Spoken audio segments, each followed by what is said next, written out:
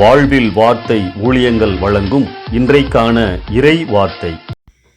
நம் மீட்பர் இயேசு கிறிஸ்துவின் இணையற்ற நாமத்தில் மகிழ்ச்சியோடு உங்களை வாழ்த்துகிறேன்.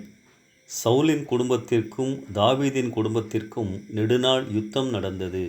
தாவீது வரவர பலத்தான், சவுலின் குடும்பத்தாரோ வரவர பலவீனப்பட்டு போனார்கள். 2 சாமுவேல் 3ஆம் அதிகாரம் 1வது வசனம். பழைய ஏற்பாட்டில் காணப்படும் சம்பவங்கள் இன்றைக்கும் நம் ஆவிக்குரிய வாழ்க்கைக்கு தேவையான சத்தியங்களை அறிவிக்கின்றன. ஒரு மனுஷனோடு ஆண்டவர் இருந்தால் அவன் எப்படி இருப்பான் என்பதையும், ஆண்டவரின் பிரசன்னம் ஒருவனோடு இல்லாமல் இருந்தால் அவன் எப்படி இருப்பான் என்பதையும் தாவீது சவுல் வாழ்க்கையிலிருந்து அறிந்து கொள்ளலாம். சவுல் தன் ஊழிய ஆரம்ப நாட்களில் தேவனுக்கு பயந்து வாழ்ந்தவராக காணப்பட்டாலும் போக போக அவர் ஆண்டவருக்கு தூரமாகிவிட்டார். பக்தி, பரிசுத்தம், தைரியம் இவைகளுக்கு பதிலாக பயம், பொறாமை, நம்பிக்கையின்மை, அதன் விளைவாக சுய முயற்சிகள், தடுமாற்றங்கள் அவர் வாழ்க்கையில் வந்துவிட்டது. ஆனால் தாவீது அவரோடு கடவுளின் பிரசன்னம் இருந்ததால் எப்போதும் ஆண்டவரை கனப்படுத்த தவறவில்லை.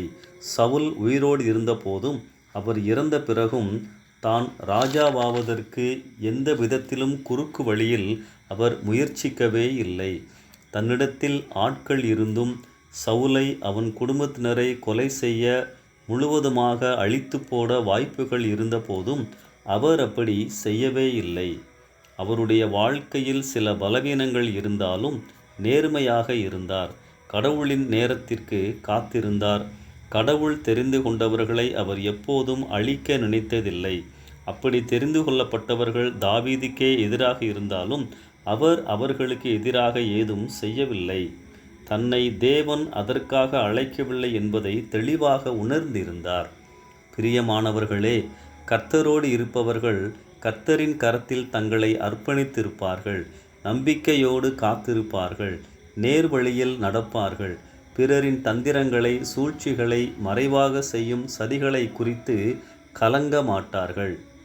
தாவீது வரவர பலத்தான். ஆம், கர்த்தர் உங்களோடு இருக்கும்படியான வாழ்க்கை வாழ எப்போதும் ஆயத்தமாயிருங்கள்.